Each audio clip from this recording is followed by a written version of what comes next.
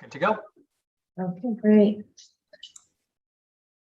Good morning. This is a convening of the Massachusetts Gaming Commission. We are holding this meeting virtually, so I will do our roll call.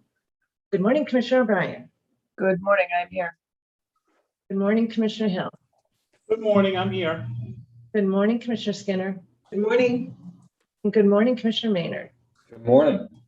Okay, we'll get started. Today is June 20th, and we are continuing a meeting that began last week, where we reviewed we're reviewing the Category 2 sports wagering operator license application that was submitted by Massasoit Greyhound Association doing business as Raynham Park. We appreciated their presentation of the application. We heard from our internal experts, GLI, RSM, IEB, and then we began, Commissioners, our review of the application. And I just confirmed that, in fact, we did, excuse me, I've got just a little tech issue here. We did leave off at section C2, which I am just bringing up. My apologies. There we go. Commissioners, we're just turning to C2, and that is the projected revenue section. RSM is available. They also address some of this in our executive session. And I think I'd like to turn to Raynham Park. Is there anything in that C2 section that if we were to discuss publicly, because I want to make sure I'm not venturing into anything that has been redacted. I think it's all in the public sphere. Sure, thanks, Chair. I would ask just the folks from Caesars to weigh in here too, as well as to the revenue projections. Just to make sure we're not veering into anything confidential. And I do have just a couple of housekeeping matters once we get started as well, Chair. So Commissioners, much of this may be in the public pack, and I'll turn to Caesars, but our questions may delve a little bit deeper, so we'll just be conscious of that. And we have Attorney Mackey today from A&K who will be giving us guidance if we need to move into an executive session. So I guess I just would caution Commissioners with your questions. Caesars, did you want to weigh in? Good morning. Morning. I think we're okay starting the public session, and if there's questions that get into confidential or sensitive material, I'll let you know, Madam Chair. Okay, thank you so much. Okay, Commissioners, questions?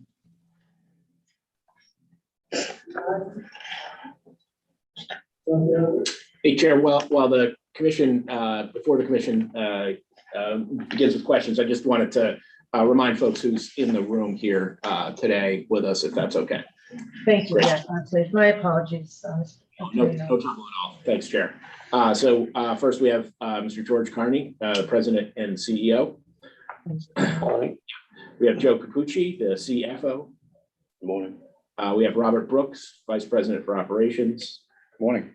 Kevin Regan, Chief Compliance Officer. Good morning. Mike Michno, who's our Head of Security. Good morning. We have Dan O'Brien, outside accountant. Good morning. We have Sue Rodericks, also Vice President for Operations. Good morning. And then we have Steve Eichler. Eichel. Thanks. Who is also outside counsel to the company. Hi, everyone. Okay, thank you for that. Any other housekeeping matters at this time? Sure. I know we got through C1 in response to some of Commissioner Skinner's questions, and I think pointing out a few. She had a few points on our basically our jobs compendium and our numbers. We actually went back and updated those, not only to correct, I think, a mathematical error. We actually updated that based on our current projections. So that number of total jobs has jumped from, I think we originally had placed it at 130 to 160 positions. And primarily that's being driven by the complete separation of security and surveillance that we didn't take into account originally when we submitted the application. But obviously under the commission's regulations, those are two separate departments reporting to separate management. So that's basically the update and the change in those numbers. I just wanted to note it, and I appreciate Commissioner Skinner for her questions about that and gave us an opportunity to go back and take another look. Commissioners, did you see the document that Grace sent around? Everybody received it. Thank you for that. Thank you. Commissioner Skinner, did you have any follow-ups that you? No follow-up. Good morning, everyone. Attorney Nozel, thank you for the supplemental information and the added bonus of learning about the additional positions. We appreciate it. Thank you. And Chair, the other update I'll mention is that we have provided some additional documentation that was requested by RSM. We provided that information, and I know they are in receipt of that. I'm not sure we'll get back to that today or not, but most of that I think is for purposes of the continuing discussion on Raynham Park's financials that we had begun in the confidential session. Okay. All right, so we'll get started with C2.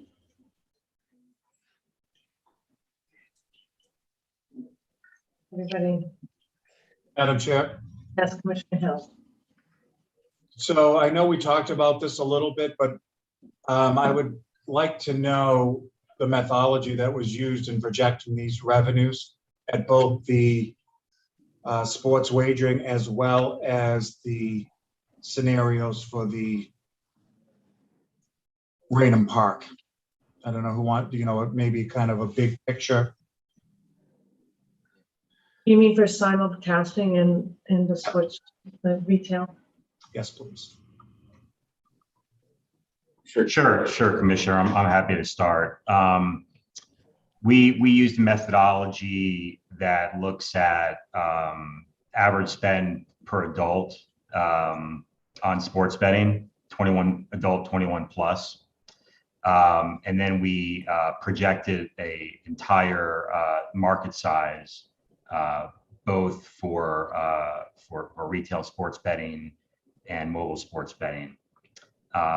And then once we got that market size, I think as we mentioned before, our assumption is that Raynham Park would capture 10% of the retail sports betting market in Massachusetts, which we think is a reasonable but a conservative assumption for the state. So that was our base case.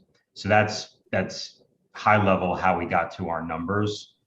We also looked at sort of aggressive scenario at 15% market share and sort of lowercase at 5% market share. But generally we started from a top-down method to arrive at our projections. Mr. Shapiro, did you also, just to add on to that, make an assumption about spend per adult? I don't know if you want to share that publicly or not, but wasn't that part of your methodology too? It was. It was revenue per adult. Our assumption was about $10 per adult. But Commissioner Hill, it's a good question because it is a methodology that might be a little bit different than what we've seen in the past. But I believe we've confirmed with RSM and I don't know if we want to do it in executive session, but their thoughts on the methodology and the. I think I'm comfortable with what I heard during executive session. Yeah. And the answer that I just got, Madam Chair. Okay, good. And I will say it on the record that it was a reasonable assumption. So that RSM, yes, confirmed that it was a reasonable assumption. And Chair, I'll just quickly add, obviously, those numbers also include a piece from Raymond Park directly on the F&B side as well, which I think, again, RSM did calculate in determining its reasonableness when they looked at our range.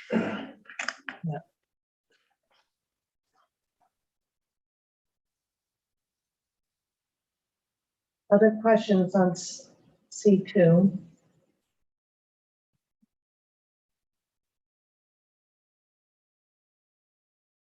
I'm going through all my notes, so bear with me if I'm not looking up. So somebody should just, if they want to chime in, just chime in.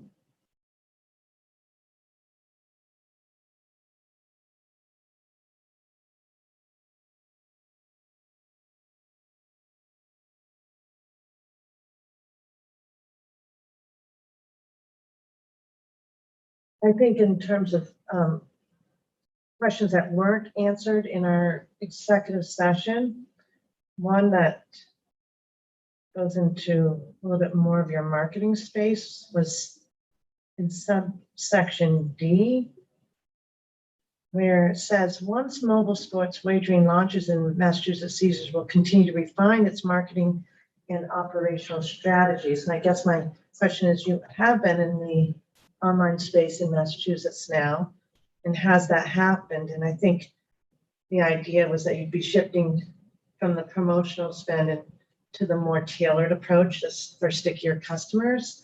The general public, we certainly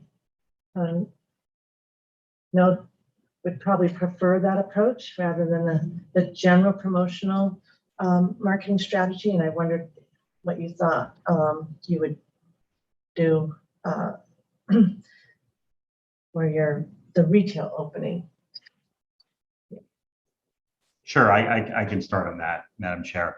I think when we first filed our application, we thought that the retail sports book would likely open a lot closer to our mobile launch. Obviously, that didn't happen, and so we haven't seen, we've seen some mobile or some retail activity in the state at the casinos.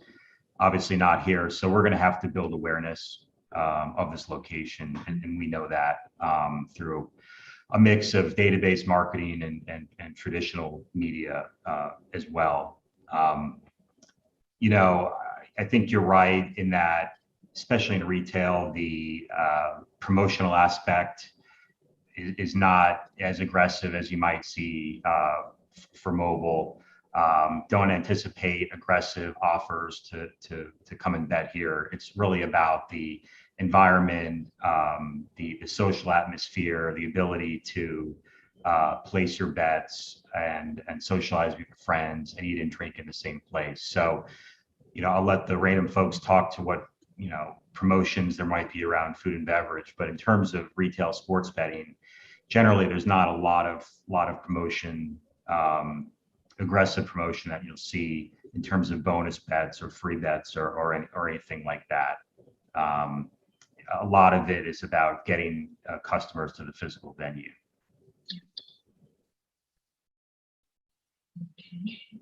Any follow-up questions or on that, commissioners? Commissioner O'Brien, you leaning in? I'm leaning in more on, I think it's C2F and G. It ties in a little bit though to your marketing question, which is, I asked a little bit about being more specific on the plans to draw people into the facility. And I think one of the responses also talked about advertising sort of in general. And I said it a little jokingly, but I want to circle back more seriously to the response of sort of, well, we'll advertise. And what I don't want to see is saturation of the market again when a new retail place opens. We've already had a lot of comments from consumers in the Commonwealth that they don't want this. They don't want to be just blanketed with advertising. And so if you guys could speak a little bit more, and if this is something that you say, well, this is, sort of a trade secret or is going to disadvantage us, so we want to go into private session, let me know. But I'd like to hear a little bit more about the strategy on advertising and marketing in that regard. That doesn't mean just general advertising. Sure, I can start. And Commissioner, there's no intention to saturate the market with advertising. I can't think of another market where Caesars does that for retail sports betting. It's just not part of the way we would market retail sports betting. You've got a different cost structure. We know we pull from a certain radius. We'll pull from a certain radius of people that would visit the facility. So it's not going to make sense to be marketing in every corner of the state, and we know that. Our plans involve targeted marketing. So not only using our database that we've developed through mobile sports betting, but targeting more local residents through things like some outdoor advertising out of home where appropriate, targeted advertising, whether it's on social or search advertising for folks within a certain radius of the facility. We also know that talk radio can be a powerful medium for sports betting, and perhaps there's a campaign around the opening to get people out to the venue, but not any sort of ongoing saturation of the airwaves. That's not what we're envisioning here at all. A lot of it will be done to create awareness of the opening, but I don't see us long-term really leading into heavy advertising of the facility. It's more about developing, customers who are going to want to, come here several times a year to come and make their bets with their friends, more so than constant messaging throughout the year.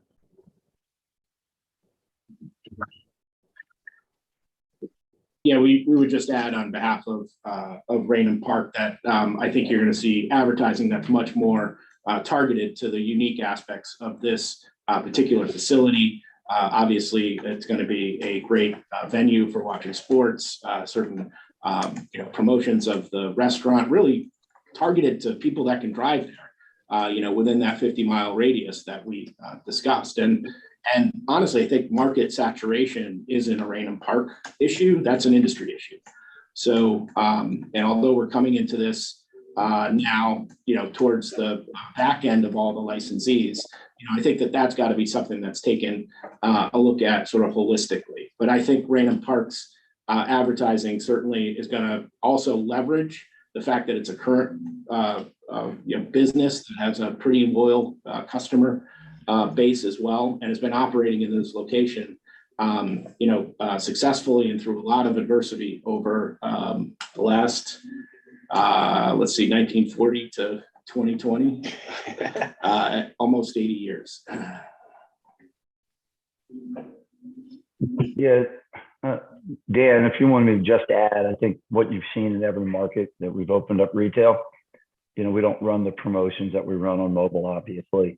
And we've done very little advertising and been very successful with much of it's word of mouth, some of it's social media posts and that sort of thing.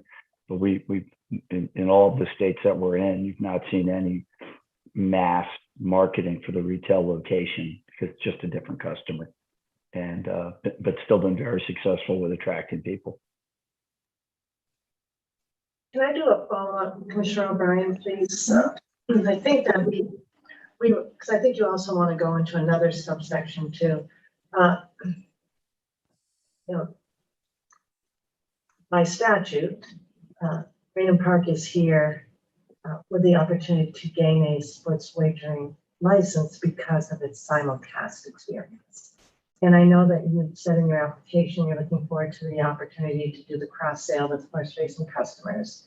And I think that's really interesting. Two questions, and one might have to be an executive session. But one, and forgive me if I read it and have not retained it. In your overall revenue or financial analysis with respect to moving forward, this financial stability, et cetera, how much is the revenues generated from simulcast sub question would be simulcast in person versus ADW.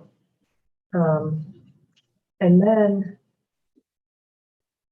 do you see an opportunity here for marketing simulcasting in a way that may have not been done before? And then, of course, we'll get to responsible gaming down the road and we can discuss that, but more like just here marketing in general. So it's actually 3 questions, forgive me. Sure, I can start and I can let the random folks jump in. We do see the simulcasting and the crossover as a big opportunity here. We know that Raynham draws a lot of visitors already to the area through simulcasting, particularly on the weekends. We do very well on major racing event days, Kentucky Derby, the Triple Crown races, Breeders' Cup, etc. So we know we have that built-in loyal audience already that's used to going to the area. We looked at the simulcast handle that Raynham Park has, which is very strong right now. We didn't project any uplift. We projected current levels, though I think we're optimistic we can grow that through the cross sell. But as we look at trends overall in the U.S. with parimutuel handle, especially at retail, we didn't want to assume any increase in the retail parimutuel. So I think you probably saw in our projections, as we discussed, it does trend down over time. Yeah. Talked about that last time. That's right. But we're hopeful that we can maintain it in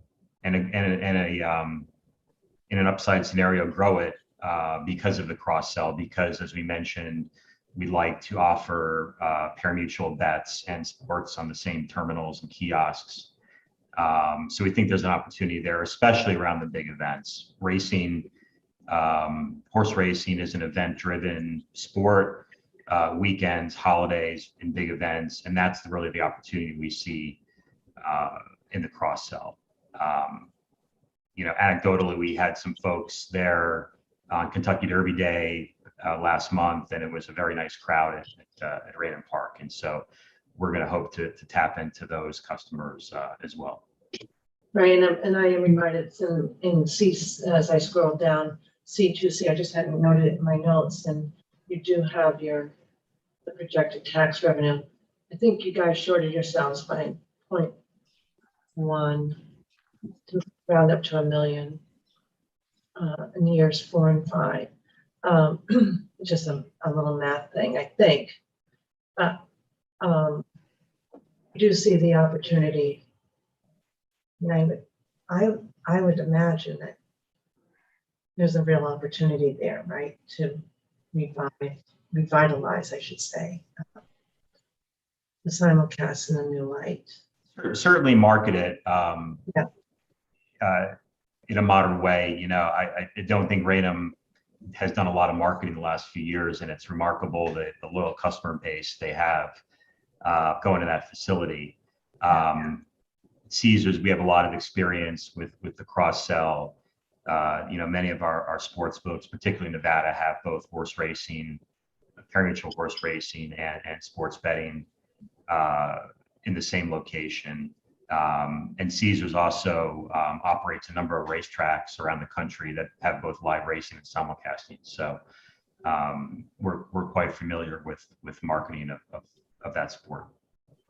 Should you say that? Yeah, and Chair, the additional thing we'll add, and Dan hinted on it, these advertising efforts in many respects are going to be fairly new for Raynham Park, which, because of honestly financial constraints over the last decade and a half of operating this business, there has not been a concerted focus or spend on advertising. So we think the fact that there is going to be a change in the way that this facility is promoting, building on something that's been sustainable without much advertising, provides a pretty good opportunity.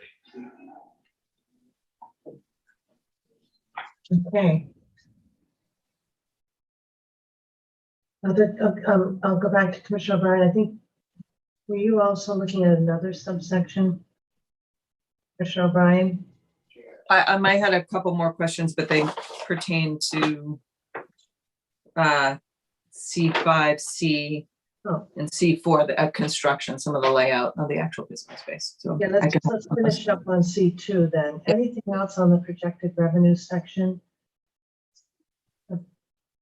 Again, we had the benefit of a pretty fulsome discussion.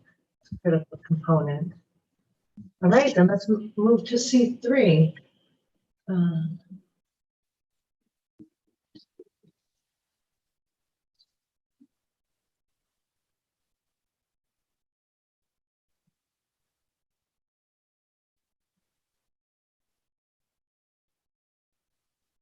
Maybe you see, is C3 not an applicable section? Yeah, that's category 1. Only C4 category. Yeah, Chair, we didn't include not applicable in there, so we didn't answer. Yeah. for it. Got it. Okay, so now we're in C4 on the construction. And again, for those who may not have followed us in the earlier session, the commission, all of us did get a chance to do a site visit, which we appreciate very much. Commissioners, questions on C4?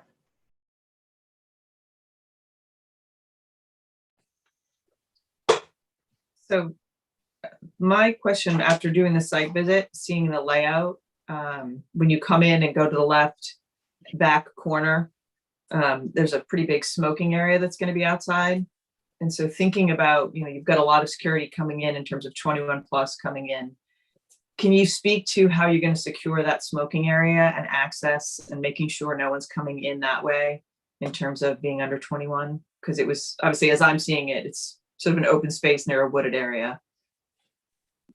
And if you don't want to talk too detailed about other security stuff or placement of cameras, et cetera, let me know and we can do it in another forum. But I think Commissioner, we're probably okay to start that discussion here. So in a public session, so I'll turn it over to Bob Brooks. And thank you, Commissioner. Yeah, that's valid because you can't see what's out there now, but that is going to be completely fenced with a 6-foot fence around it with an alarmed egress gate only. And there'll be cameras out there too to monitor as well. So okay. If anyone uses that emergency egress, an alarm will sound right away. So there'll be no entrance from that side at all, unless, you're contained inside the smoking patio. Okay, so the only access would be having gone through the screening at the main entrance, right? Correct. Okay.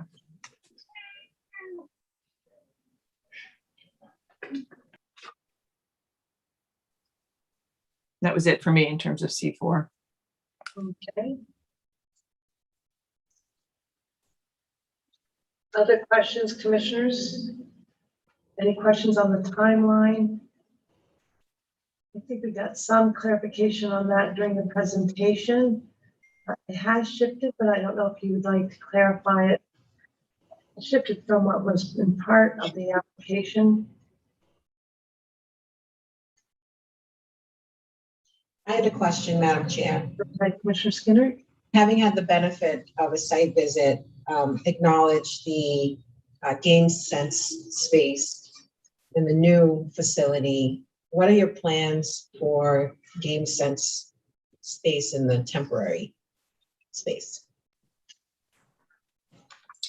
We don't have a dedicated. Yeah, so Commissioner, there's no dedicated space in the temporary facility for GameSense. Our plan is to offer obviously the materials and an area certainly for making sure that those materials are accessible. But because of the size of that space and its temporary nature, we did not include a dedicated space for GameSense. We're happy to continue discussions with Mark and his team. Obviously, the Raynham Park facility itself is that building has other areas that we certainly would be open to having a discussion if there was the necessity of the need for some sort of a private meeting room. But right now that temporary space does not have a dedicated space within its confines for a game sense meeting room, but materials and space for materials will be made available. Thank you for your willingness to engage in discussions with Director Van der Linden. I think that's really important. We did note the group, the commissioner group, when we were at the site visit, the materials, the game sense materials at the entrance to the facility. And I understand that there will be a separate sports book entrance. And so what I hear you saying is that there will also be game sense material stationed in that area for patrons to access. Yes, Commissioner, that's accurate. Yep. Follow-up question, Commissioner Skinner? Would you be adverse or opposed having a game sense advisor being deployed there? If that were part of Director Van der Linden and the council's intention or plan? Would I be opposed to it? Would I be averse? No, I'm not saying you. I'm so sorry. My follow-up question for the applicant. I'm asking the applicant. I'm suspecting you probably wouldn't be opposed, correct, Commissioner Skinner? Absolutely not. Yeah, I'll ask. Your point, I am interested in what the how those discussions with Director Van der Linden shape up. Sure. And Commissioner, I can tell you that those actually have already begun. We've met with Mark and his team, and actually Raynham Park has a pre-existing relationship with Game Sense, which I think you probably noted in visiting the facility already. But I'll let Sue jump in with a little more detail about staffing, and just overall, I will say sort of the staffing for Game Sense, I think, is very much something we're looking forward to engaging with Mark. Admittedly, this is a different facility. It's not a 24/7 gaming facility. It's and we're trying to figure out in consultation with Mark on what that staffing actually should look like for this type of an endeavor. And we look forward to an iterative and engaged process in coming up with what that plan should be. But Sue. Right. We absolutely welcome Game Sense and any of their employees. We've participated in trainings with our employees, and we absolutely will provide the literature at the entrance to the new portion of the temporary sports book. But again, anything that, they've actually asked us in the past if they could participate on some of our big race days, and we welcome that. Thank you. Certainly at the other sports books, the Game Sense advisors in their very spiffy new shirts have been available to customers to acquaint them with sports wagering. I saw in your application that you will have your customer service folks trained in RG space, and to the extent we could have Game Sense advisors deployed there at the level that Mark and company think is best, we appreciate that. Commissioner Hill. I'm not sure if we're going to get into this a little bit more later on the responsible gaming side, but we're happy to talk a lot more about the training piece in partnership with Caesars as well. Excellent. Thank you. Commissioner Hill was the first to sport the shirt, and all of us ultimately did to support the Game Sense program. All right. Other questions on construction?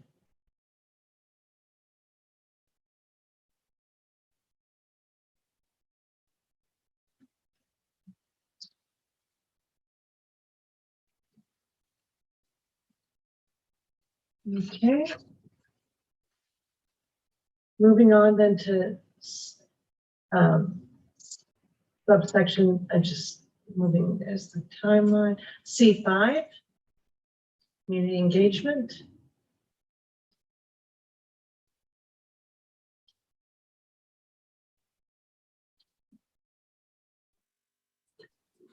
So I just wanted to hear a little bit more on C5C when you're talking about promoting local businesses. You make reference to some of the promos, packages, giveaways at certain venues that you list out. Can you talk a little bit more about Campanella Stadium in Brockton, how you're going to engage with them or hope to engage with them as well?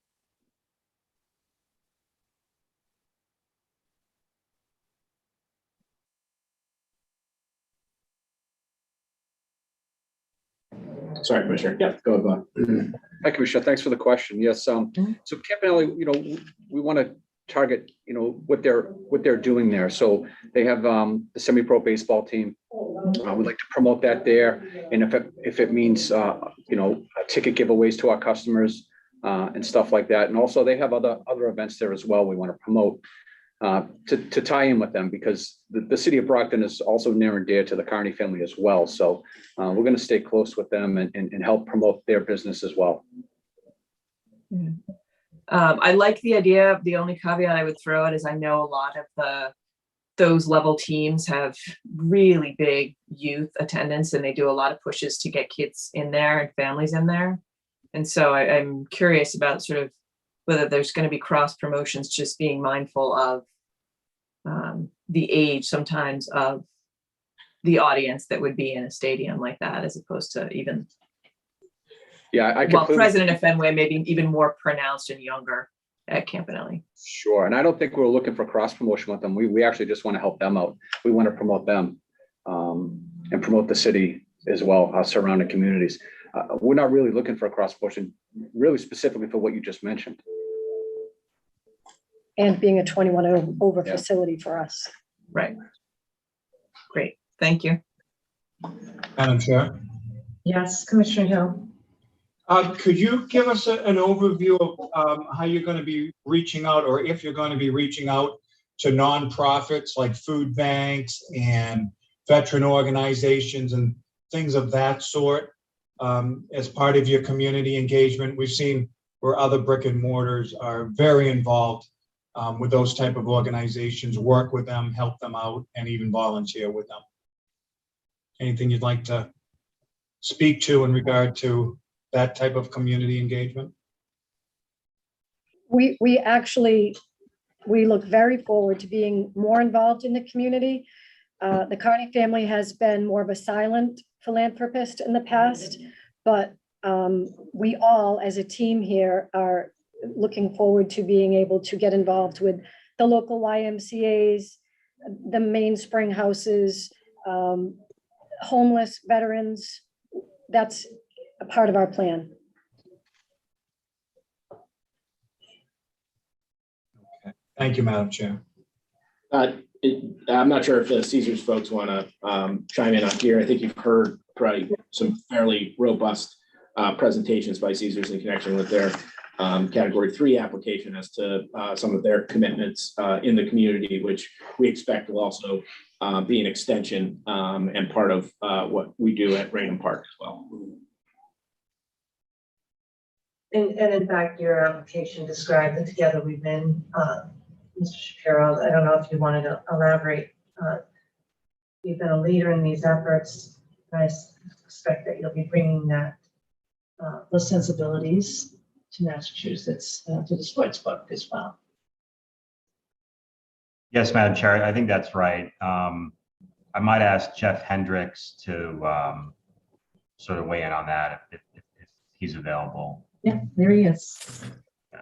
Hello, good morning, everyone. Sorry for the odd backdrop. I'm in a hotel and don't want just the light to come flooding through. So we'll absolutely continue our engagement with our Together We Win philosophy and all of our CSR initiatives. So as we've recently joined the Commonwealth, we've been expanding outreach with charitable organizations within the borders, and we would absolutely continue to partner with Raynham Park on any of their initiatives as we also continue all of our corporate engagements, which will certainly include work within Massachusetts.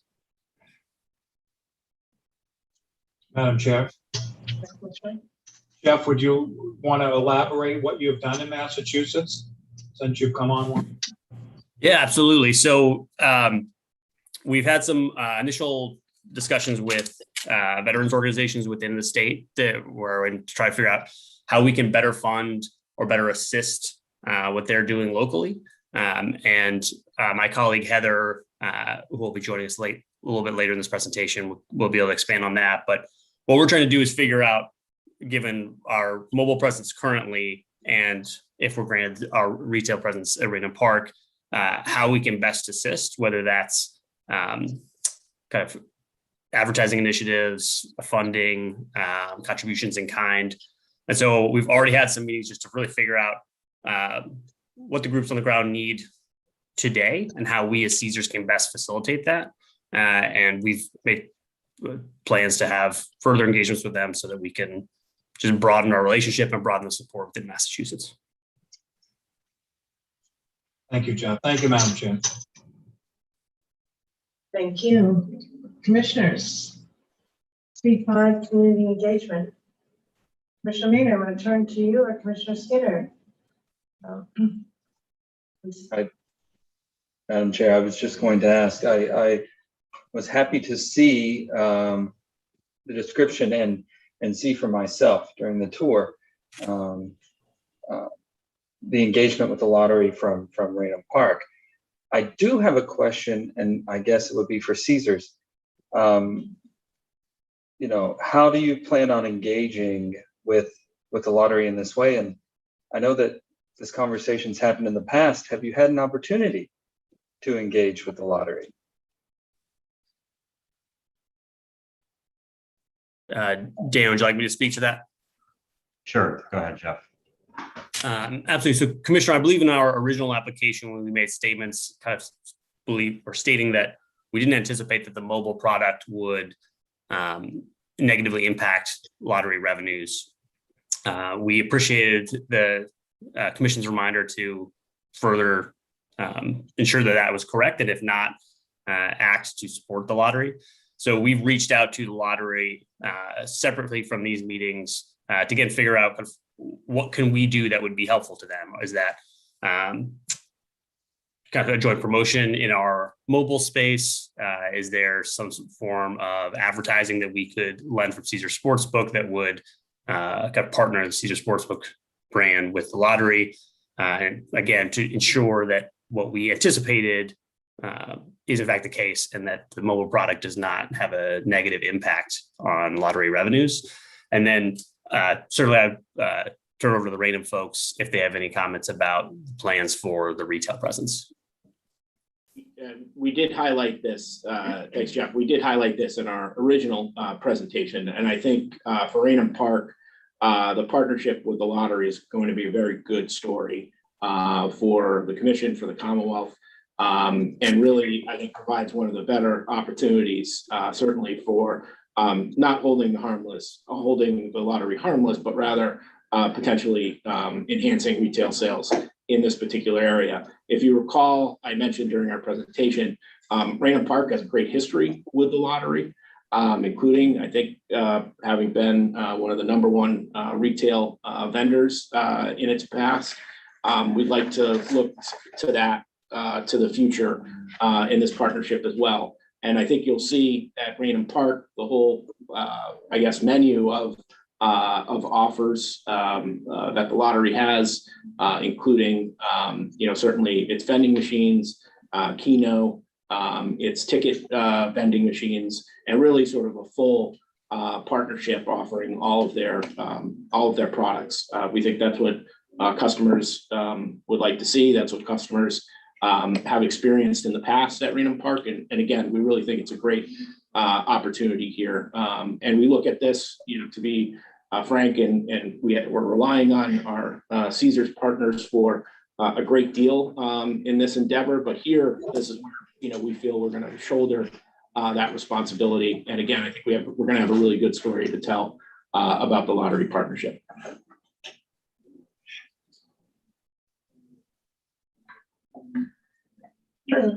Commissioner Meader, I think we haven't seen any dedicated space like that in the other facilities. If we understand correctly, Attorney Nosal, there's actually going to be dedicated space where I'm presuming that, I think in the application confirmed that there'll be agents to sell scratch tickets on site, in addition to the player activated terminals. Is that right? That's correct, Sharon. And that's actually, again, we're replicating something that Raynham Park now offers. And we think this is going to be a great opportunity to get a lot more traffic, certainly in front of lottery agents. Yeah, I guess we didn't see that when we did our site visit of the temporary space, because we only went to the sports wagering space. But that makes sense that you have that already at Raynham Park. Yep. Excellent. Other questions on community engagement or Commissioner Skinner? Just to follow up on the lottery piece, I'm intrigued by your reference to employing specific positions directed at lottery sales. Could you elaborate a little bit on that? Sure. Yeah. So we currently have a lottery window at our facility, the simulcast facility, and our customers very much appreciate that the human aspect of having a person to associate with and purchase their lottery tickets from and cash their tickets. So not only is it convenient for them, but they embrace it. And again, it's nice to have that in-person interaction. So we feel it's a very important piece of our business. And we have a captive audience. Yeah. And that's in that corner, Commissioner Skinner, remember on the map. Not sure, Sue, is it one or is it two agents that you would, it just would be one individual, right? Always staffing that? One staffing is, probably have 3 or 4. So there's one person staffing, but there'll be multiple positions based on expanded hours. Yep. Great.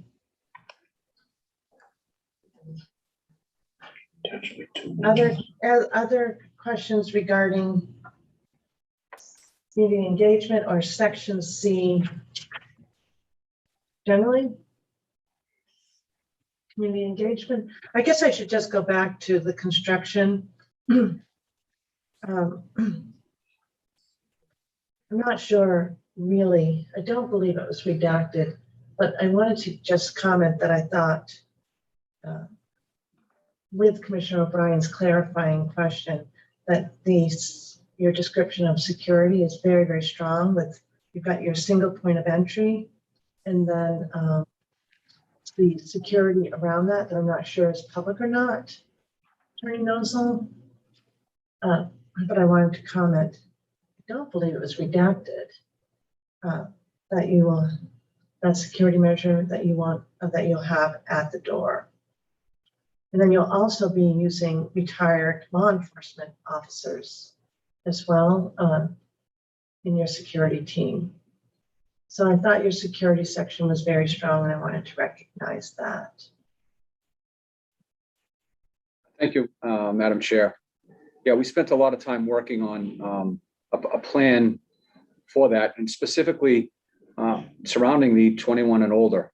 So we won't just have retired law enforcement, but by bringing in retired law enforcement to work our security, it brings in a seasoned person who understands de-escalation, understands how to deal with situations that could arise, in any type of public venue that serves alcohol.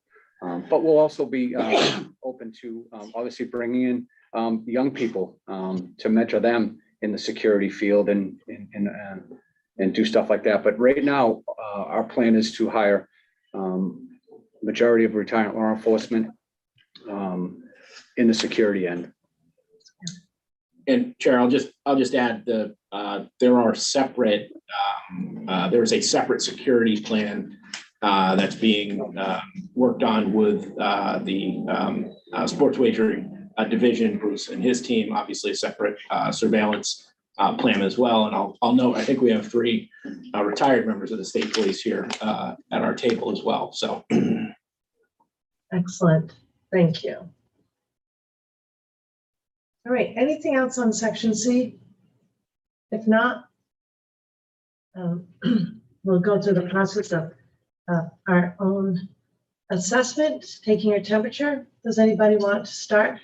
How you feel the applicant has managed section C?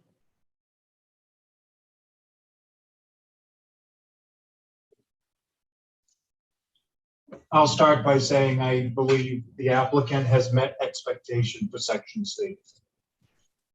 Commissioner Skinner? I also believe the applicant has met expectations for section C. Okay. Commissioner Maynard? I'm in agreement. Okay, Commissioner Bryan, Same. and I agree as well. So thank you to the applicant on that. We'll move right along to section D. Chair, just before you jump into that, Mr. Carney just wanted to make a few additional remarks just regarding his family's, contribution to the community over the years as well. Yes, Thank you, and good morning, Mr. Carney. Thank you. Madam Commissioner, Chairman, I appreciate the time to have an opportunity to say a few words. As far as the Carney family is concerned, I spent my entire life, I'm 95 years old, and we have a great reputation in the area of the Rainham area as well as the city of Brockton. Now, there was a question on what do we do for the community? First of all, is this, we have scholarships available at Stonehill College. If anybody wants it, that's number one. Some people have taken advantage of it. We still have, it's still available. We have scholarships available at Boston College, still available. We have a good relationship with Massasoit Community College, which we have a great relationship there. And we try to hire people out of there that are looking for work. That are looking for work. We have a great reputation in the city of Brockton and the town of Rainham for hiring people. Sometimes we hire more people than we really need, but if they come looking to me, I'm 95 years old and I never sent the money with the funeral in the funeral car. So anyway, I'd like to leave this world with a good reputation and helping those that need help. I'm not sitting here to tell you what a great guy I am. I think I'm probably a good, astute businessman. I try to write a good company. We kept Rainham going when we lost dog racing. The company's probably lost money for the last 10 years, but we've hired a lot of people. We kept a lot of women working there that came with us, been there for many, many years. They had nowhere else to go because of their age. And I can sit here and say that if we're given the opportunity to get a license at Rainham, nobody on this commission will be sorry they gave it to us. As far as the thing is concerned, and I have a great reputation, and I'm not going to let it down at this stage of my life. I appreciate the time to have a word to say here. And if there's any questions anybody want to ask me personally, I'd be more than happy to answer. So obviously, thing is concerned, you say not playing this coming Monday in Juneteenth. That's a holiday. I play possibly be the only white team there, but I've been supporting people of the minorities for many, many, many years. And as far as the thing is concerned, we don't close the door on anybody. We always ran a good operation. We don't oversell anything. So that we're very strict on the lottery. We were the first lottery in Massachusetts because of my late relationship with Bob Crane. And we used to have the drawings at the Rainham Dog Track when they were trying to promote it. We had the first license for the Keno at one of the companies that I own. So we worked very, very well with the state and anything that they were trying to do. We were, at one time, we were the biggest lottery customer. We were the biggest lottery account that the state had. People used to come and buy the tickets because they felt there was so many sold that they had a chance of winning. So I'm going to close by saying I have a great reputation. I think that I try to do everything I can and my family the same way. If there's any on the commission would like to ask me any questions, I'd be more than happy to answer them. Because we try to take care of everybody we can. And if anybody comes in desperately needs a job, I never send them away if they need help. It's a great segue, So Chair. that's all I can say. Yeah, I great. sit here to brag about myself. I'm a good businessman. I try to run a good operation, but I try to help those that need help. If there's any members of the commission want to ask me any questions, no matter where they come from, I'd be very happy to answer. No, I think, thank you, Mr. Carney. It's a great segue, I think, into our next. Thank you, members of the commission and the chair lady for giving me an opportunity to speak. Thank you. Absolutely. I probably should have made that more part of our main presentation on this particular topic, but I think it's a great segue into our next topic as well. So I appreciate the time. Thanks, Chair. Right, and I know Mr. Carney will be helping us wrap up when we get to that as well. But, Mr. Kearney, I think that your application is strong with respect to evidencing the loyalty of your workforce in the number of years, the average years of service. So you should be commended for that. We'll dive right into it now. Section B, notably in our application, we did decide to stress diversity, equity, and inclusion as a separate part of our application. We're proud of that. And so now we can turn to that in terms of the workforce and supplier spend, and then the corporate structure. Who wants to ask the first question?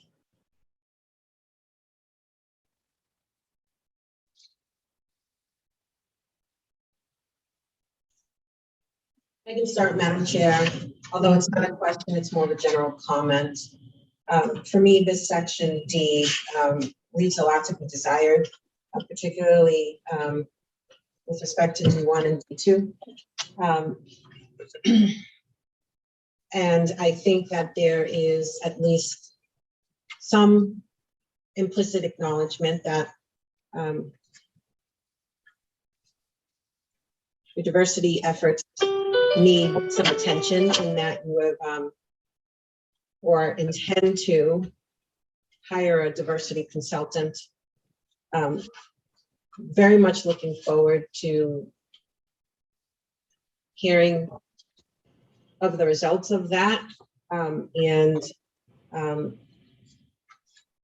want to try to ascertain what opportunities going forward during this process, during your consultant engagement process, this commission has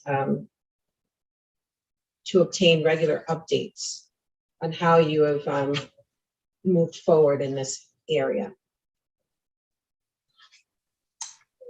Thanks, Commissioner. I'm going to ask Sue Rodericks to jump in just a minute. And we appreciate your comments on the application. And I think from where we started as a small business without really much change in its hiring over many years, we are essentially where we are. What we see though here now is an opportunity, and part of what we're talking about and what Sue outlined in her plans is really also in a way us catching up with some of the regulations that the commission has passed around this space as well. So when we submitted our application, for example, there really were no diversity requirements around construction. So that now is something we understand is part of the construction plan that will be submitted to the commission. And as you referenced, we have hired a diversity consultant to help us develop our affirmative action plan for construction as required under that regulation, and applying it to the spending going forward in connection with this particular project. Obviously, that'll have two separate buckets. That'll be overall the diversity of employees on site for that work going forward, and then also the vendor spend on that work going forward. And what we're also going to do with the help of our consultant is a similar approach for purposes of our hiring. And again, I think we have an opportunity here, Raynham Park does, with bringing on an additional 160 employees in order to and have a process by which we look at those jobs, we look at our location, we look at the job market, we come up with what those projected goals can be, bring those back obviously to the commission, and then report like all the other licensees in connection with our achievement of those goals going forward in connection with the quarterly reports.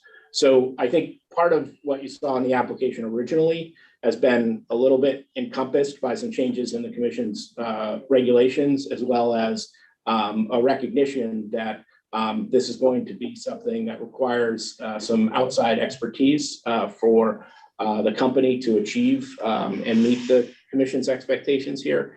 And a lot of those details certainly will be included in those plans. And again, we expect that to be an iterative process with the department, with the commission and with its staff going forward. And we're happy to talk a little bit more about, what we think, that can look like.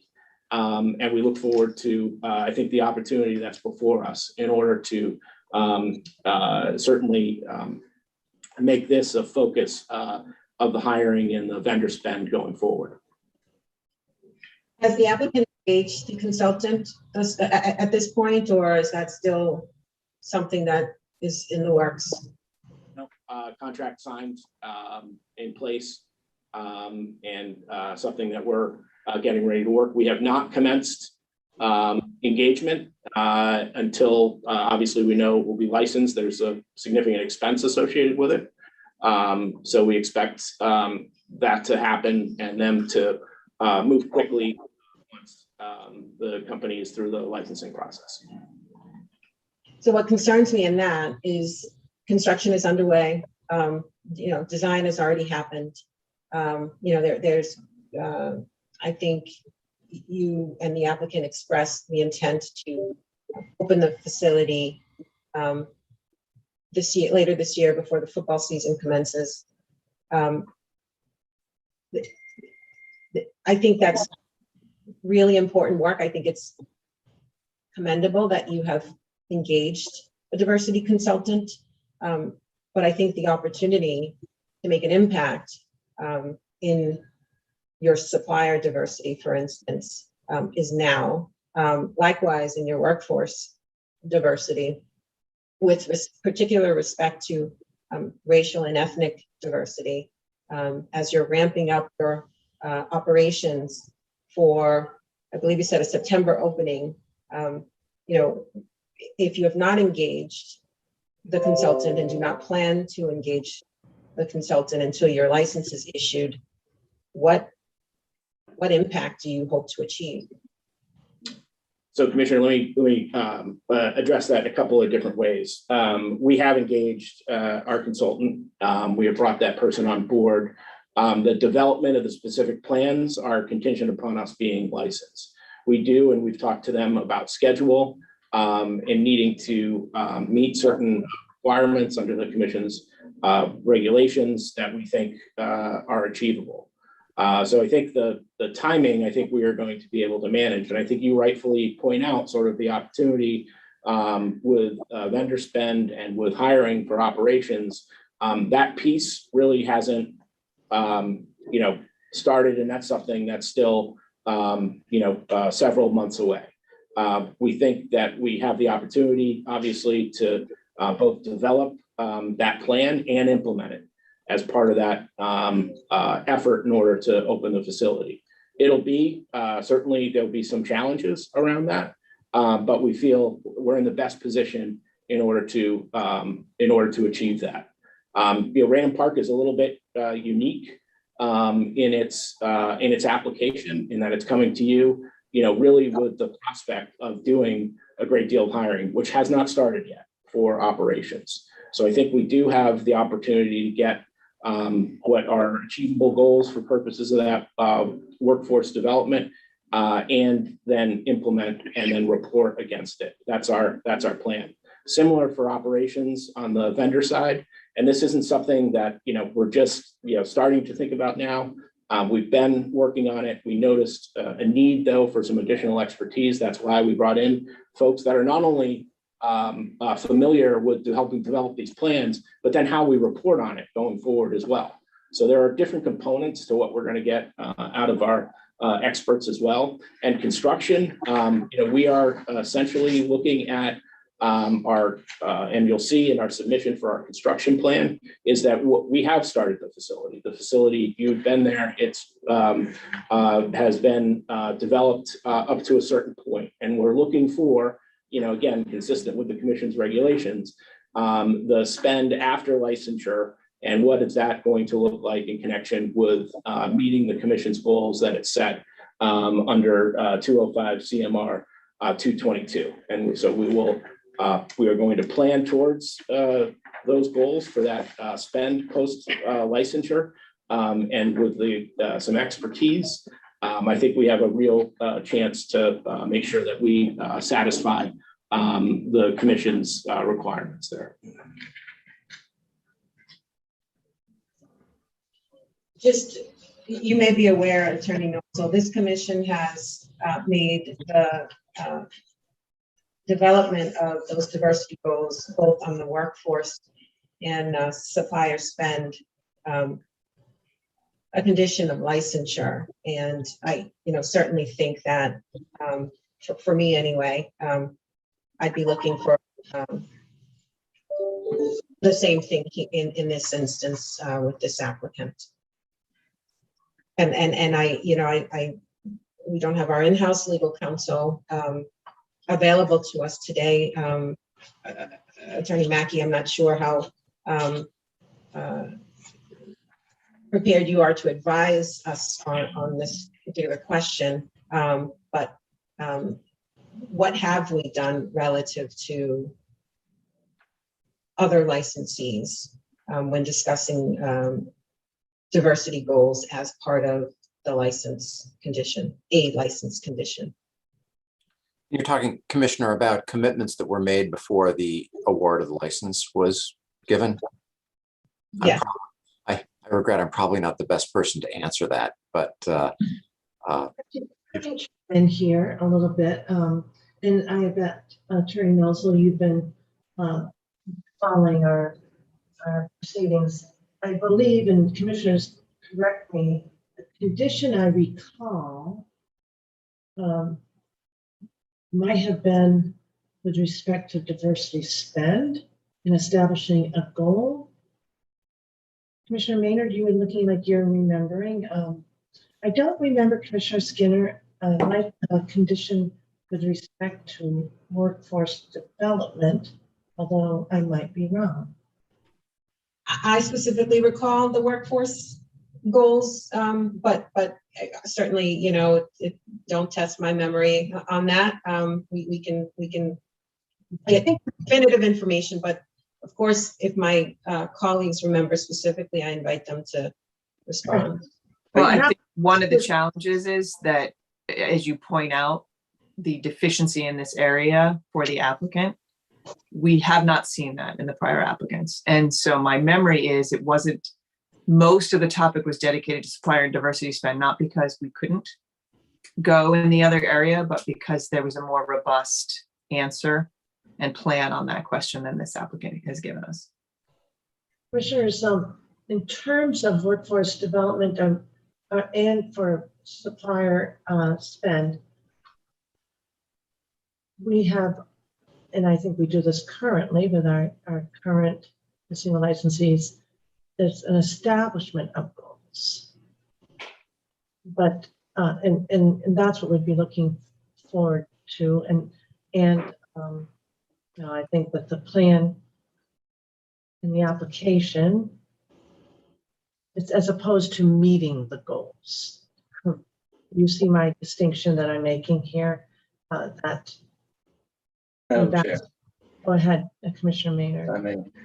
I remember it was a concern for the entire commission, but I remember that Commissioner Skinner and I seemed to be co-conspirators on asking for some data. And I remember the data being a big cornerstone piece of what we were doing. And my concern then, and it is now, no matter whether we're talking about the workforce or supplier spend, is having a bench and a bar, right? Because to me, we can't, if we don't have a bench and a bar, then we don't know whether you met the bench and the bar. And I remember saying those exact words to various applicants a few months ago.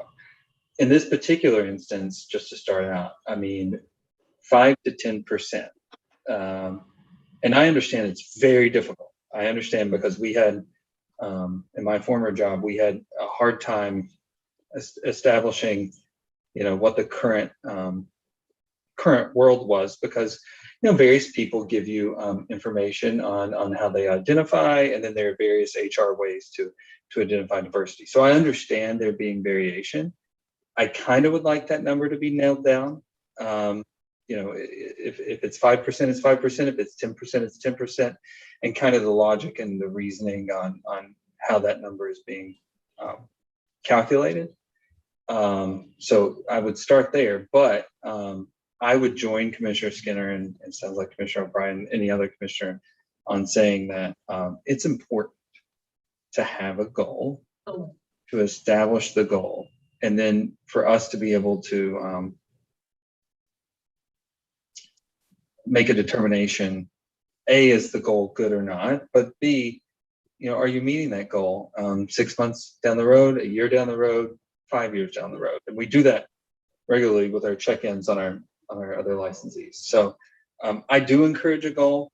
I do encourage both on the supplier diversity front and also on the employee front. And I do strongly recommend that the data is nailed down, because if you don't know, then you can't improve, right?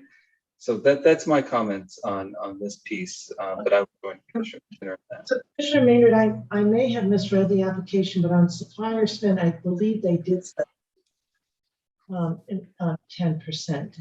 I thought we were talking about the workforce at this point. And on the workforce, I think they didn't set goals, but they said what they are right now. And then to Commissioner Skinner's point, they have a plan to help them improve with intentionality and to establish, but I don't believe you have a goal on Raynham Park on the workforce. Is that your reading to Commissioner Skinner and Commissioner Maynard? And I'll That is my reading on the going forward, but my concern once again is, there's significant opportunity, to take advantage of diverse suppliers during the construction phase that is already been underway, and has been underway for some time now. And so, I worry about that lost opportunity there. So again, just looking for, really a response, substantive response from the applicant in terms of, how we as a commission reconcile that. So Commissioner. It's not enough for me. I'm sorry, Attorney Nozzle. It is not enough for me, at least, to just say, wait and see here. So Commissioner Skinner, can I ask, I don't remember on construction precisely, I know that like the statute under 23K, there's not a mandate. Is there anything that you can offer in addition to the application on construction spend with respect to diversity, Attorney Nozzle? Yeah, I think the answer to that is pretty simple, Chair. You've passed a regulation that has incorporated a standard. So we are now going to have to meet that. And again, we are playing catch up on construction now. And that partly is that regulation is new. That was not part of the application. That is something that we are committed to doing, essentially going forward post licensing with the dollars that the commission will count towards our capital contribution. That's the reality of the situation that we are in. And I'm confident that we will meet those goals that have been set out in the commission's regulation for purposes of that capital contribution and that spending going forward. So that's the piece on construction. When you look at the two buckets for operations, again, you've got a vendor bucket and you've got workforce. I am not aware of a workforce goal being applied to any sports wagering licensee. We are going to provide those goals. We are going to develop those goals, and then we are going to work against them. I think that is consistent with the way the rest of the sports wagering licensees have been evaluated. And we do have one set of rules essentially for the category 1, 2, and 3 licensees when it comes to the requirements for application and the other regulatory requirements. So on workforce, what will happen with Raynham Park is that we will have goals. We're going to work to set those goals in coordination with our consultant. And like all other licensees, we will then report under 205, 239, what's required on a quarterly basis regarding our performance against those goals. For purposes of the vendor spend, we will go through an identical, essentially, exercise, creating those goals for vendor spend, which aren't set anywhere in statute, aren't set anywhere in regulation. And then we will report against those goals and our performance consistent with that reporting under 205, 239. So I know there's I guess a desire for a number today, but we will have a number to Commissioner Maynard's perspective, and that number will be set based on an evaluation of the market, evaluation of the types of jobs that we have, and an evaluation of the vendor spend and vendor stack that we have. And then we will report against those goals and keep the commission informed as to our performance, I guess, in perpetuity under 205, 239. That's the plan that we have. I think it's actually more than what the other categories of sports wagering licensees are doing and committing to. And we feel that that's the most prudent way for us to proceed here today. And I think what you've heard and what I think the application is trying to get at the end of the day is what's the commitment to diversity. And I think the plan that we've demonstrated shows the commitment of diversity going forward for this applicant and how we expect to be judged by that. One observation that I mentioned the other day too is I did commend Raynham Park for its outreach to the Greater Attleboro and Taunton Regional Transit Authority. I know that's going to be a challenge to accomplish, but I do think it's going to help growing the workforce, especially with what's the new number. It's a big number, right, Commissioner Skinner, with the added was it one? Right. If that's a reality that can be accomplished, giving it public transportation opportunities for prospective employees, just really going to be critical. So I'm really hopeful for that outreach to some reality. Commissioner Skinner? Follow up on Attorney Nosel's presentation? Really just an internal inquiry, for our legal folks. Attorney Mackey, I'm sorry, but that's you today. And if we need to pause to get this information, I hope the chair will allow us to do that. But I'm going to need to understand exactly what conditions we placed on other licensees during the application review process, because Attorney Nosel makes an excellent point. We do want to be consistent. And what I'm understanding in Attorney Nosel's presentation is that construction is to be treated differently than goods and services. So vendors, construction vendors, or vendors who are providing goods and services in connection with construction are to be treated in a different way than vendors who are providing goods and services as part of ongoing operations. And I'd like that to be confirmed on this side, if possible. Attorney Nosel, do you happen to have that reg? I think you cited it, the construction related reg. I do.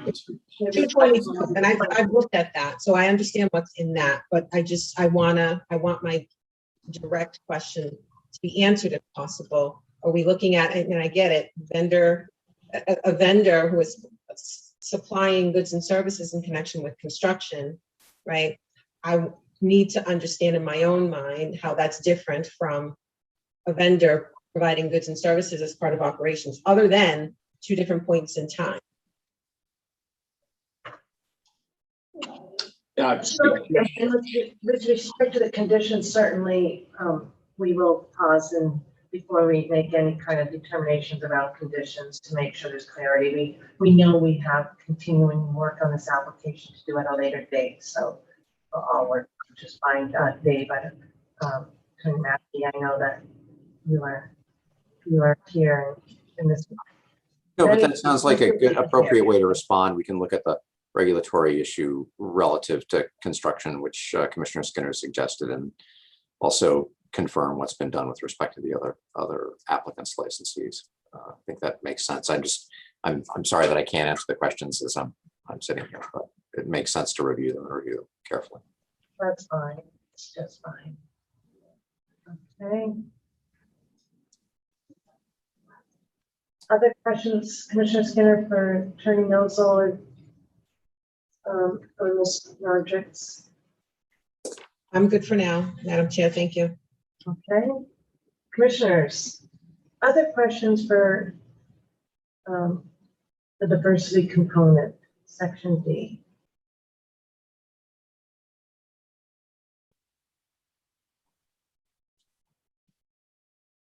The one thing I would acknowledge is that workforce is at 43% women, which is a good number. It's also at a high percentage of women who are 55 and older. And as one of them, I appreciate that and acknowledge that, again, the stability of the workforce says something about the employer. That 43%, we have 75% of those, that 43% are 55 and older. And then, of course, it's the 5 to 10% that's minority that we understand there's a plan to grow that. And, you know, with intentionality, I think Commissioner Maynard, you've got a lot of experience in demonstrating how that can be effectuated. So, all right. Are we prepared to take the temperature of the applicant on this section? Or do we wait to get the information that Commissioner Skinner is seeking? Commissioner Skinner? I'd like to wait, Madam Chair, until we receive that information, please. Everybody comfortable with that? Commissioner Hill? Yep. Okay, then we'll roll right over to section E. Responsible gaming. Commissioners, questions on section E?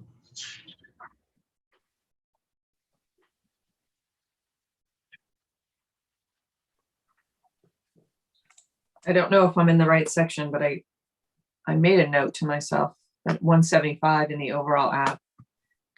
Let me see if I can find the right. Let's see. Yeah, it starts at 175. 175. Okay, so it must open this section. We're talking about the responsible gaming policy and corporate social responsibility. You have a reference in here. The facility is using technology and materials that will have the least impact on the environment and the residential neighborhood that borders the park. Can you give more specifics in terms of the construction and the environmental mitigation and technologies that you're referring to here? Commissioner, we can, Bob Brooks, who has that answer, just stepped out of the room briefly. Okay. And perfect timing. Can I table that question? Yep. Thank you. Sure. Sorry about that. Yep. Okay. I would, Madam Chair, just take a minute to commend the applicant and the partner for being very intentional on the 21 plus side of this, understanding that the regulations on the horse wagering side would allow for the 18. And I've noticed in other jurisdictions that this particular partner has chosen to go with the 21, even when an 18 has been allowed. So I would commend that.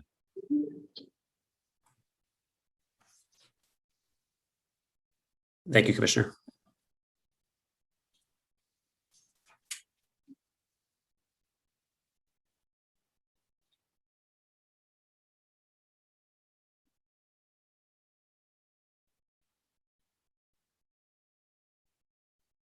It's already been noted, but I also, my notes felt that the game sense was the buried lead, but you got there, and I do want to commend Rainham Hart for having engaged with our Division of Responsible Gaming and Director Van Linden all along when it was voluntary. And so we appreciate that. And again, I also appreciate the fact that you've indicated continued willingness even with to work with Game Sense even in your temporary space.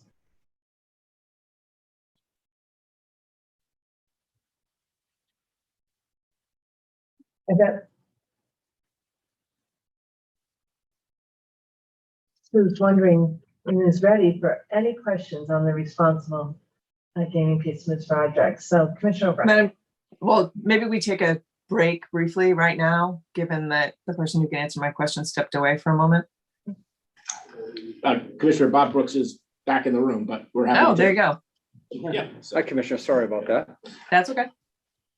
So I understand the question regarding. Yeah, actually, Commissioner, do you mind repeating the question? Sure. Yeah. If on page 175 of the application, you state that the facility is using technology and materials in developing the sports wagering facility that will have the least impact on the environment, as well as the residential neighborhood that borders the park. And I'm interested in hearing more about the environmental mitigation you're doing, both in terms of the construction of the facility and then the mitigation on the abutters. Sure. So with the construction of the facility, we would probably start there. Most of the materials, the waste is used for recycling purposes. So we have containers on site to make sure that debris is separated and can be recycled to minimize any effect there. As far as the construction goes, we pretty much are an all electric facility now, other than natural gas for the kitchen, which was a big step in a big make. But we did that for environmental impact purposes. All our lighting, especially on the exterior, it exceeds all the light pollution specs that not only the town has, the state has with MEPA to ensure that we are not impacting our neighbors in any way. The neighbors surrounding Rainham Park are all commercial.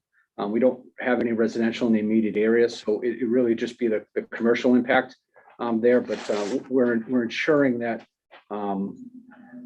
that all of that is keeping the property to the best of its ability,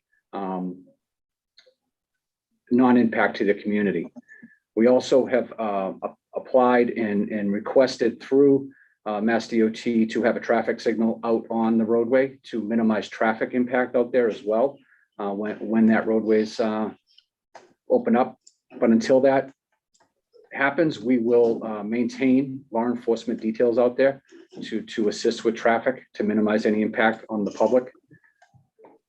And then as far as our stormwater and all that stuff, we have a forced main going out to the public source system, state of the art, to protect against any environmental water issues. Does that help address any of your concerns, Commissioner? Yeah, so the application does reference abutters in the residential neighborhoods to the park. Is that on the area not next to the sports wagering facility, or are you telling me that the abutters really are not residential? Correct. I believe that the abutters that are residential across the street, there are neighborhoods across the street from Route 138, and that would be traffic impact with them. Okay.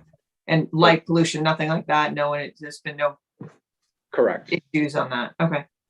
And I guess my follow-up on this is, I was wondering if there was going to be more conversation beyond sort of the electric and the versus gas in terms of materials that you're using, sourcing, that sort of thing, and or are you searching for a particular LEED certification at the end of the project?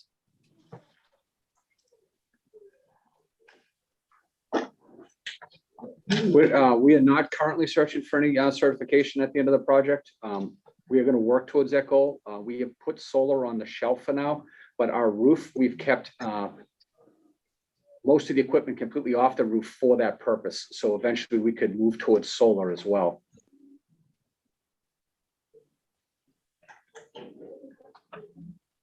Okay.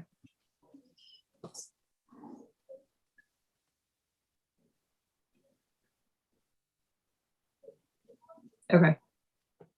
I appreciate the candor. I was hoping for something a little more robust in the answer, given the shout out in the application, but I hear what you're saying in terms of where you are right now. Thank you.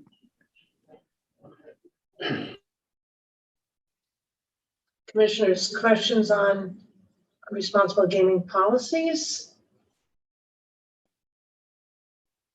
Advertising promotional plans? Addressing AML?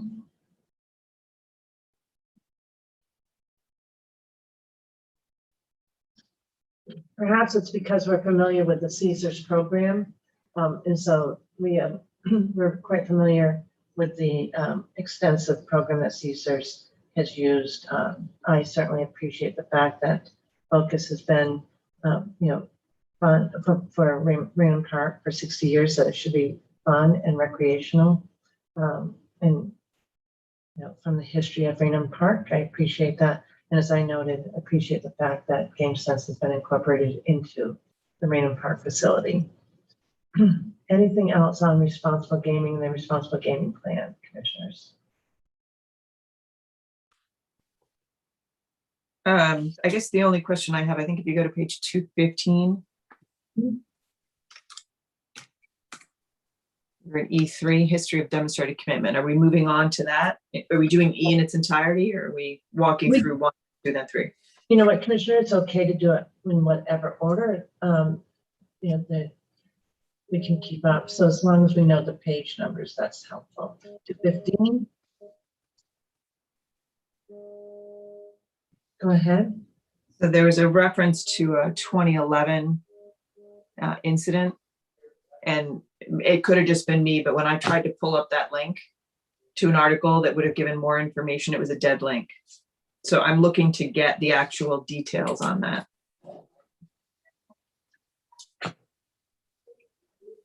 Thanks, Commissioner. I can start, and I think some others can sort of fill in. This was something that Raynham Park had been involved in from leasing space. They had allowed their space to be utilized by a company that promoted charitable poker events. And I'm not sure, you may have been in the Attorney General's office at the time. Obviously, that was overseen by the Attorney General's office. That company was, let's say, taking a very aggressive interpretation of the charity poker laws, and had set up essentially a business by which poker tournaments were run on a very regular basis. They would cycle in public charities, and this is just the business model. I'm not suggesting this happened at Raynham Park. Raynham Park at some point was identified as a location where this company was going to operate. And Bob, you can correct me if I'm wrong, or anybody else in the room. I believe that it never went forward after concerns by the Attorney General's office were raised. And that link there, and I'm happy to provide a copy of the article, was a Boston Globe article highlighting that company's business practices, and the fact that, and I think in a good way, that Raynham Park had essentially terminated its relationship with that organization, I believe, before even any events were held. And it was not something that was unique to Raynham Park. This was a statewide issue. at the time as well. So that's what that disclosure, we weren't sure if that was responsive to this particular question or not, but wanted to make sure that we identified that. And certainly it's out in the public record. Does anybody want to add any additional comments on that? Yes, I can, because they came to me, a lot of the local charities, and they wanted to know if this operation, if they could get on the list. There were so many people who were interested, and we had nothing to do with it. The people who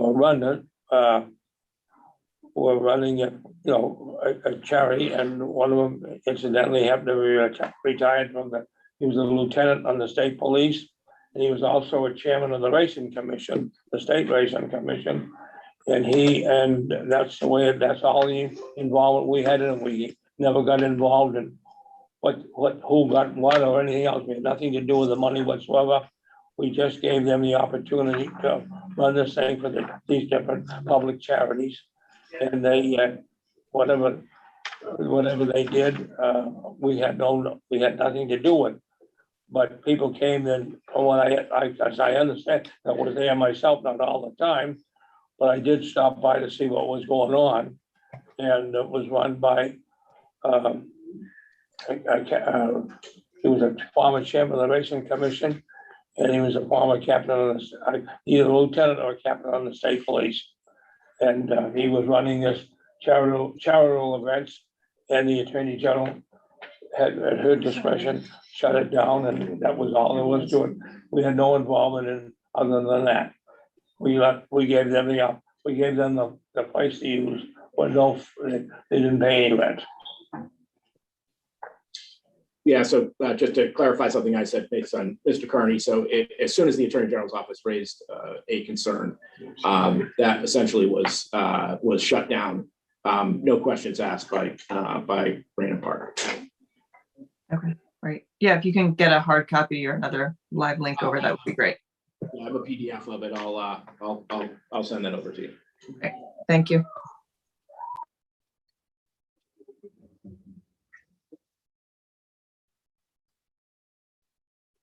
Other questions?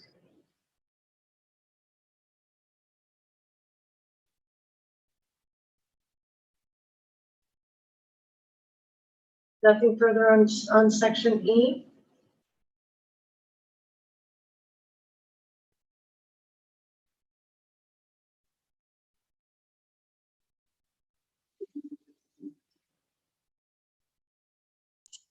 Madam Chair, Mhm. just clarification from Caesars, if you can, in regards to the online betting that's taken place in regards to responsible gaming. Has there been a pretty good dialogue back and forth with people you've identified or have self-identified when it's come to problem gaming? Is there anything you'd like to share with us, highlights in regards to helping those who may have been in need of help? Yeah, I'd be happy to speak to that. So overall, we've been very pleased with the application of our responsible gaming program into the digital space. I think what the biggest tool that our customers have been able to use are the self-limiting or self-restriction options within the application. And our customer service team does a great job of explaining those options if a customer asks, so that the customer can kind of make the tweak that they would like to use within their individual profile. That's a kind of feature of the online gaming space that is unique and we just don't have in our brick and mortar capacity. So I think we've seen a really positive uptick of individuals who use those features in the application to appropriately limit their self-restriction options. And then the ease of using the application to more fully limit oneself on a broader self-exclusion list, I think has also benefited our customers. So overall, we've been really pleased with how that aspect of our business has been functioning and providing the right services to our customers. So with a brick and mortar operation, it's going to be a little different. I look at the 3 brick and mortars that we have now where their employees are trained to identify people, and then they get them over to GameSense. And there's quite a partnership that takes place between the workers and the management IDing some people who may be in need. So any thoughts on what you will be doing for training for your workers in this regard, and then the partnership that we hope you will have with GameSense? Absolutely. And I'll say up front, I'm like 5% of power on my device. So if I change in the middle of this answer, I apologize. In regards to GameSense, we've been really pleased with their collaboration. We've met with them about how our application works. And I think our next step is to find a way to hand off a customer in real time from a customer service representative or responsible gaming ambassador at Caesars directly to GameSense through the application. So we're going to continue to work with them until we can find the right way to facilitate that process. From an education perspective, we train all of our customer service team members and all of our digital team members on our responsible gaming program. So they're aware of the signs to look for according to our responsible gaming program, and how to appropriately then escalate a customer alert if they believe that a customer may have a responsible gaming program. And we're also developing a kind of in-house analytical approach to try and, independent from a customer's assertions, identify behavior that we think might lead to a responsible gaming issue, and then provide additional communication or collateral to those individuals. So a number of different ways that we're making sure that our employees are trained, they're continuing to work with GameSense to best facilitate that relationship and customer success, and then also do some independent analysis. And I guess as a follow-up to Raynham Park, basically the same question. You're going to be having employees now on the floor working and IDing people, even though they may be at a food and beverage operation. This is going to be new to you folks, and would like to hear your thoughts on how you're going to move forward with responsible gaming. Even though I know it's mostly to do with Caesars in this case, but you're going to be partnering with them. So I think we need to hear from you as well. Sure. So Raynham Park already participates in trainings with GameSense. And as I mentioned before, we welcome their participation with us on site. And we feel it's important that all of our employees are trained, not just the ticket writers, but everybody from top of the house, back of the house, everybody. Responsible gaming, it doesn't discriminate, so neither will we in that aspect. Thank you, Madam Chair. Thank you. And Ms. Rodriguez, I appreciate that clarification, because GameSense program has an award system every quarter where at the 3 casinos, they identify, GameSense folks identify casino employees who are champions of responsible gaming in GameSense. And it's, I think all of us have noted the wide range of positions that are those champions, and they might be someone from environmental services, IT, security, and not, you know, simply those who are really interacting directly with the patrons. So I appreciate the fact that you're training between all across the company. So thank you. All right. Any questions on F2, F3? I mean, I'm sorry, E2, E3? History of commitment. All right. Commissioners, can I take your temperature on section E? Chair, I think section E meets expectations. Thank you. I agree. Commissioner Hill? I believe the applicant has met expectations for section E.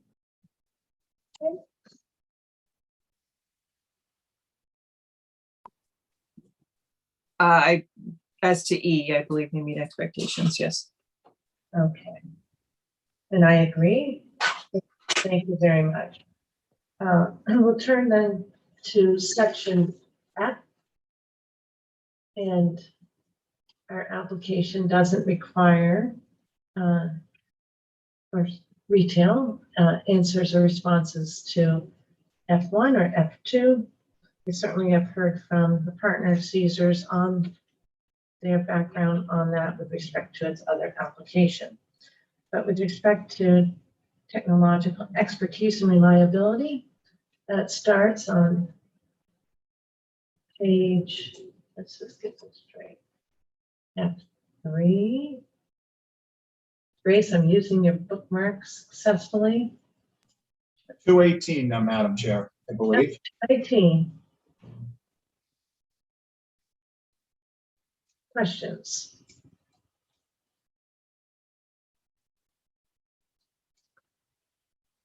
If you recall, there's legacy and a legacy platform that's really merging off, correct? And then Liberty is this platform, fully integrated.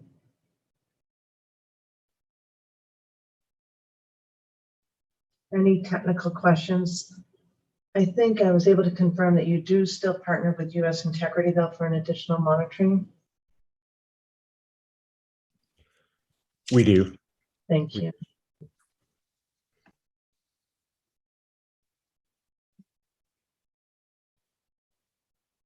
Very fulsome response in that to that section. Commissioners, any particular questions that you want to ask?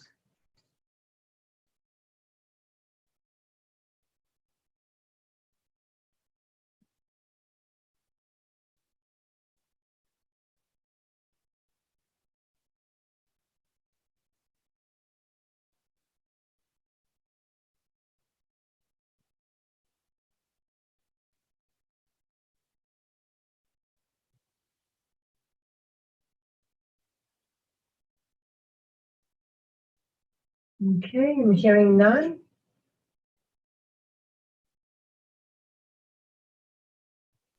I can ask a general question. I mean, again, some of this is deja vu all over again when reading about these platforms, but I guess I would ask, is Rainham ready to integrate the Caesars platform? You know, is everything going to be a seamless integration if we move forward? So I'll start, Commissioner. So we are actually, for sports wagering, Rainham Park is going to start with Caesars platform. So that piece for the temporary space and certainly then going to the permanent space, you know, where there's no integration, that piece is, you know, essentially one of the major reasons why Rainham Park wanted to partner with Caesars is to take advantage of that platform and expertise and overall betting experience. The other piece, and I'll probably stop before I get too far into this, is then the simulcast piece. And again, with the temporary space, those are going to remain separate. And then that will be moved over and integrated into, I don't even know if the word integrated is the right word, but rather that offering is going to be made right alongside the sports wagering pieces through both the kiosks and obviously betting windows. So from a customer experience, you'll go to one place in order to place a bet on a simulcast horse race or a authorized sporting event as well. So I'm not sure Dan or anybody on your team wants to talk a little bit more about the, I guess, again, I don't want to use the term necessarily integration, but how the two systems will work together. Yeah, happy to take it, Jed. So what we'll offer on the kiosk and the point of sale terminals is the ability to toggle between the sports betting platform and the ability to place pari-mutuel bets through the tote system. And so the customer on the kiosk or the employee on the terminal will be able to toggle between the two. So pari-mutuel bet or simulcasting bet would go into the national pari-mutuel pools through a tote provider, which we would a licensed tote provider, which you would use. The sports bets would obviously go through the Liberty platform.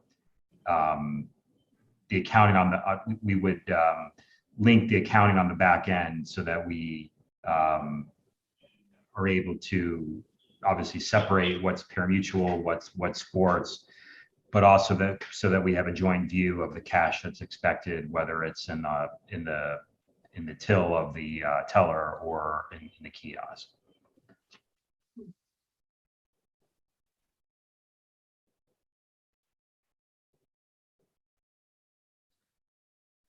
Questions on that?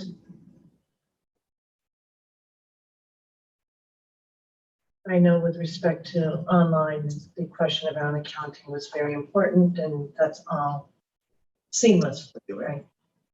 Yeah. So it'll be interesting to see. All right. Other questions on section F? I thought it was very thorough and appreciated it. And I think to Commissioner Maynard's point, we're all as commissioners, much better educated than when we started this process back in November, correct? So of 2022. So the lack of questions is probably because of the fulsome response. Commissioners, are you prepared to assess this section, or do you want to pause? And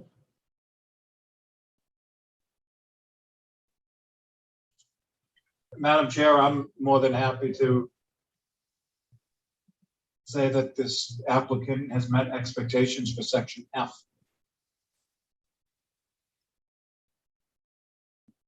I agree. okay. Commissioner O'Brien, Commissioner Maynard? Agreed. Same. Okay, and I agree as well. And then we would be moving on to G, but we know that we do have outstanding work to be done, and I see Attorney Hall. Good morning still. Good morning, Chair. So I know that we received notice that there's still some outstanding work. Do you want to just from a high level update us? And good morning, Attorney Kramer. Yes, absolutely. Thank you, Chair. We are underway and there is still more to be done. And I know that the Commission did hear from RSM and Chief Chang last week, and we've gotten some more information that is also under review. Okay, so that would apply to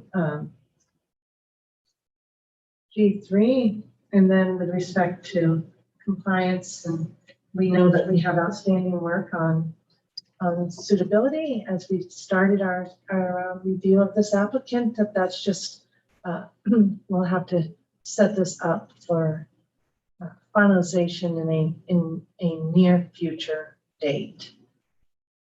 Commissioners, does that all make sense to you? I see Commissioner O'Brien, you're nodding your head. Commissioner Maynard, Commissioner Skinner, Commissioner Hill. Okay. Yes, that makes sense, Madam Chair. And I'll turn back to Attorney Hall with respect to preliminary suitability, financial, and anything else that makes sense. And we'll discuss the right date as things evolve. Thank you, Chair. Thank you. Turn back to Attorney Nosal. Thank you, Chair. We don't have anything additional. We obviously can answer any additional questions that the Commission has. We would certainly like to see a next date scheduled as soon as possible. We're obviously put a great deal of work into this. I think it also gives us the best opportunity to meet some of what Commissioner Skinner is concerned with as to the timing of our diversity efforts and starting that process. All of that is really based on receiving the temporary licensure. And we really would appreciate the opportunity to move that piece, the final piece forward at the earliest possible date. Thank you, and that is our intention. So thank you so much. I think that both the General Counsel Grossman and Attorney Mackey, Anderson and Krieger, we thank you, Dave, for covering today. We'll make sure that any outstanding pieces of work that have come up, that we address those. Attorney Nosal, to make sure that we stay right up to date. I think just today there was some outstanding work, but I don't think there was a deliverable from. Am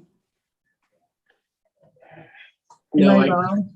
No, I believe there's some additional work on the staff side in connection with the understanding of other conditions pertaining to diversity goals. And obviously, we remain available to staff for any discussions regarding our project and plans to help facilitate those discussions. So Commissioner Skinner, I just wanted to go back. Is there anything, I know that you had outstanding questions for legal. Is there anything that you wanted from the applicant in addition for additional information that they would need to deliver on? No, Attorney Nasal's, excuse me, Nosal's recap was accurate. I apologize for the tongue there. Right. So actually, Madam Chair, if there is one area, if you could look into whether you are on track for any LEED certifications, given the construction as it's planned, I would like to get more information on that. Commissioner, we're happy to go back and look at that, but as of right now, we do want to be very transparent with you that is not something. Right. I know it's not part of the plan and the application presented, but I'm encouraging you to go back and look at where you are and see where you would fall in those certifications. Happy to do that. We would meet the requirements. Right. Thank you. Any other business then for today?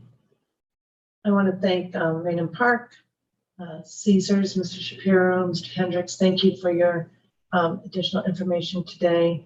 Thank you to IEB for its input. I know we had GLI and RSM were available too. Thank you everyone for being available to us as we go through this important assessment. Anything else, commissioners? No, we're not going to adjourn because this is a continuing assessment. So we simply will leave the meeting and it will be marked up. Again, we will keep you informed, Attorney Nosal, as to the timing. We share your sentiment. Okay, so thank you, everyone.